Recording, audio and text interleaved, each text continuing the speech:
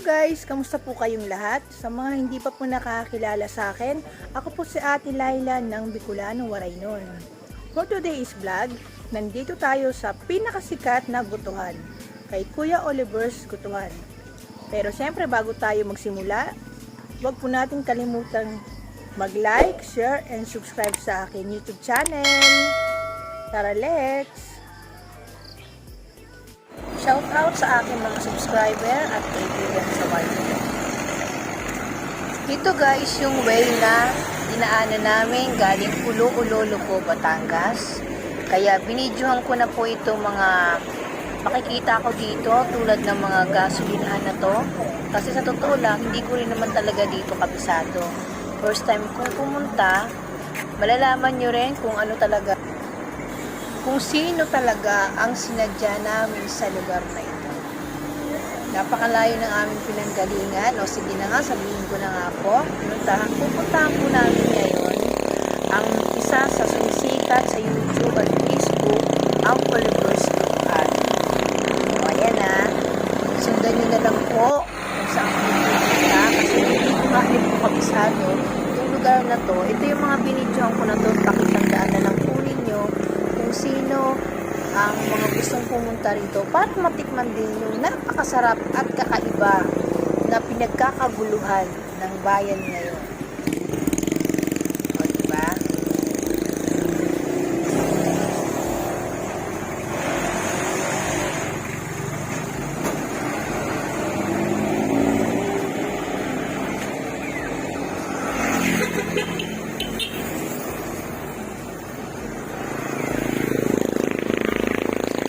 Ayan na guys, ito na yung karatula para hindi na kayo maligaw. Kuya Oliver's Gutuhan. Ito yung way na papunta talaga sa kanila kasi dito pinakadulo pa. Kaya kailangan talaga meron kayong sasakyan, nakamotor o talagang meron kayong daladalang sasakyan para makarating kayo sa dulo.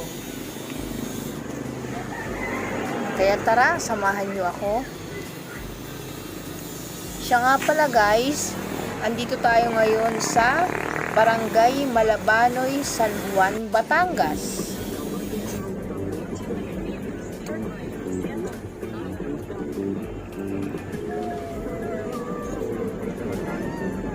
Sulok.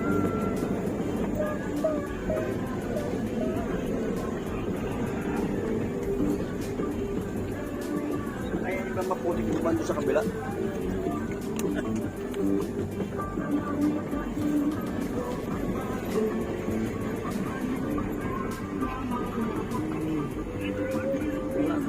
Talo sila rito lahat eh.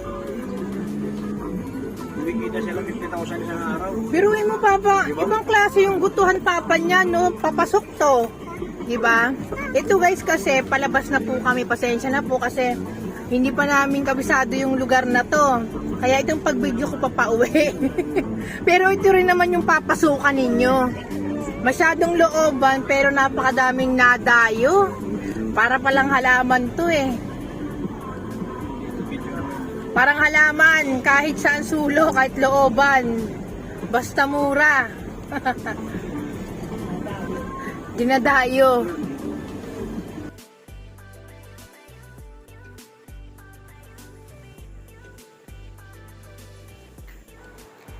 Dito namin guys, pinarada ang aming sasakyan. Nakakatuwa naman, talagang probinsya ang kanilang lugar.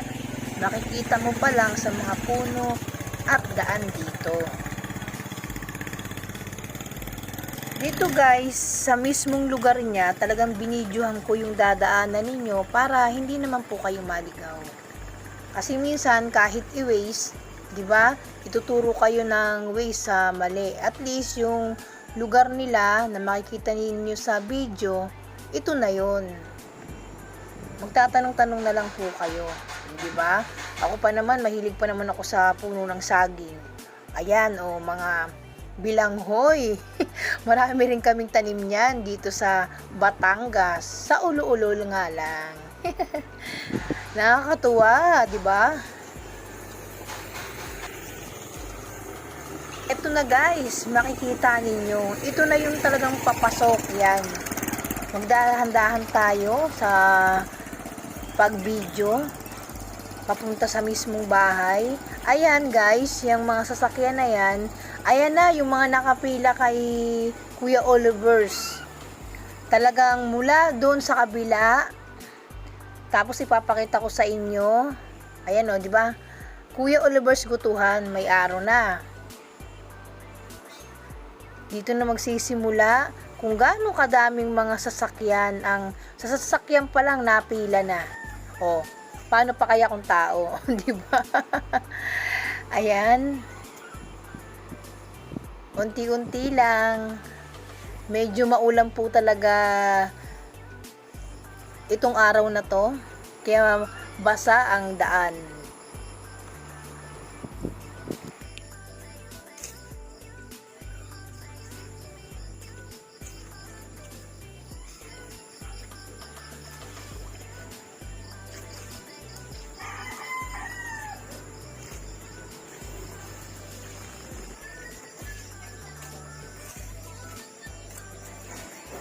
Oh, ayan na, 'di ba? Ito na yung tindahan ni Kuya Oliver's.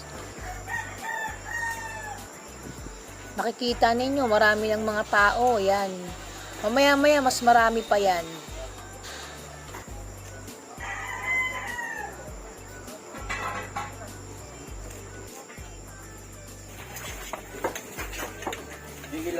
Wow, sarap, 'di ba? O tignan niyo yung sistema ng pagluluto nila, 'di ba? Napakalaking kaldero ginagamit nila.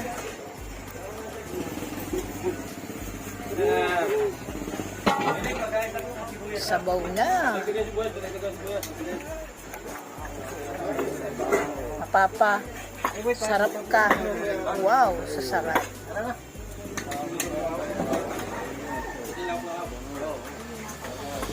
Sabaw pa lang, masarap na, no? Pakikilala ko sa inyo si Kuya Oliver dito. Ayun, yung nakaitim na brown ang buhok. Ayan po si Kuya Oliver's. Pasensya na kayo kasi hindi ko na talaga siya na-interview. Binidyo ko na lang po yung mga ginagawa nila dito at saka yung mga nangyayari. Tignan nyo naman. O, maaga pa lang. Alas 8 pa lang guys. O, may mga nakapila na. O.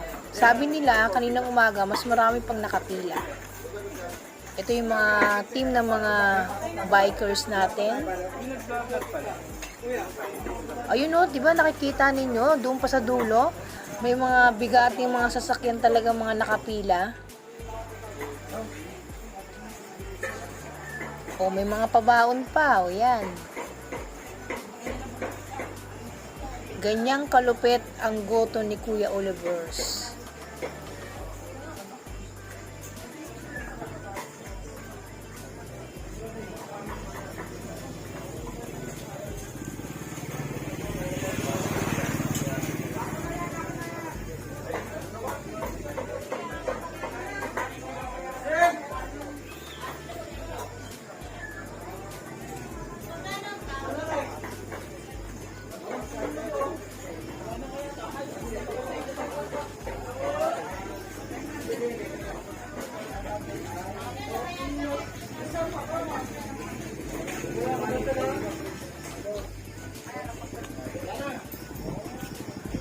Ulitin natin guys, ipakita muli. Ayan o, hanggang dulo.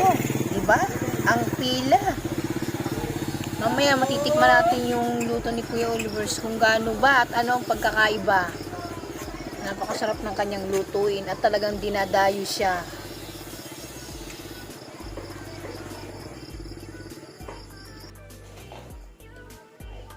Ito yung sa likod ng bahay niya, yung mga ginagawa. Binidyohan ko na rin guys. Alam na, ayan. Malinis ang kanilang lugar. Pero na-miss talaga ako. Alam mo naman ako na talagang nature lovers. Mahilig talaga ako sa mga puno, lalo na yung puno ng saging.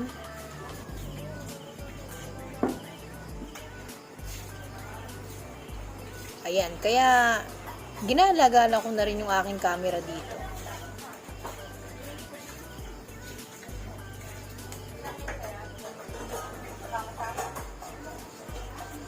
Yan, ganito sila kabisi sa likod.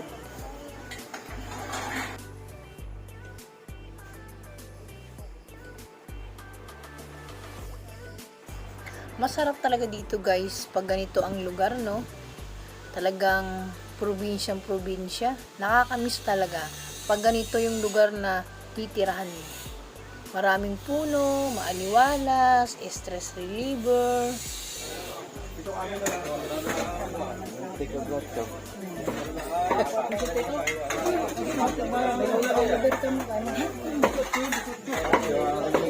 Ganyan kayo magbigay ng pagka kumayaw. Kaya ako pagka marami ka pulo. Ganyan lang ako pagka nakabila. Hindi na sila pumila. Tatlo yun sa amin. Good morning, kaway-kaway tayo dyan.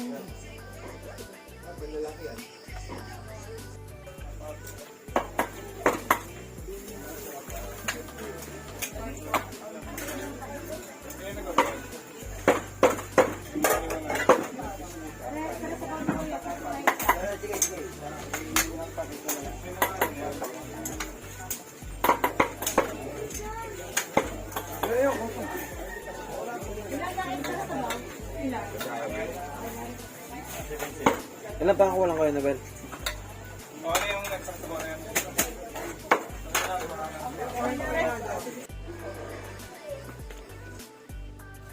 Huwag kayong mag-alala guys sa mga pupunta rito at makakatikim ng goto ni Kuya Oliver. Siyempre, meron kayong banyong magagamit, malinis dyan.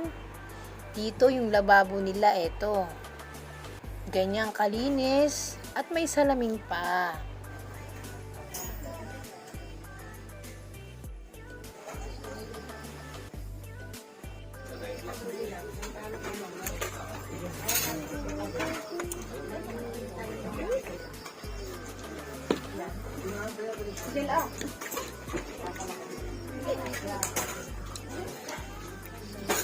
Eto guys, inihain na yung goto na order namin. Tignan ninyo kung anong mapapansin nyo sa goto ni Kuya. Di ba masyadong malaman at malalaki pa. Ayan, ito nilagyan ng asawa ko ng spicy. Mahilig din kasi yan sa maanghang.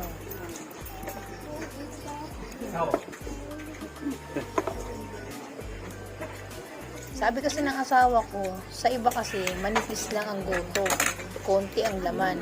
Eh tignan nyo naman ito, di ba? Masyadong malaman.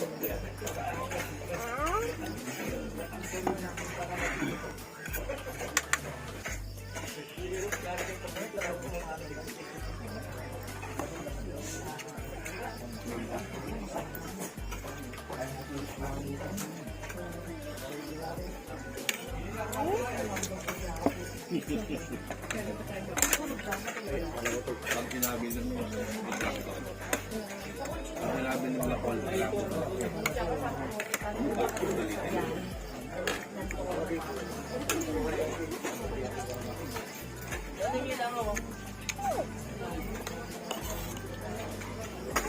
ate po take out ako rin. Pagkain na.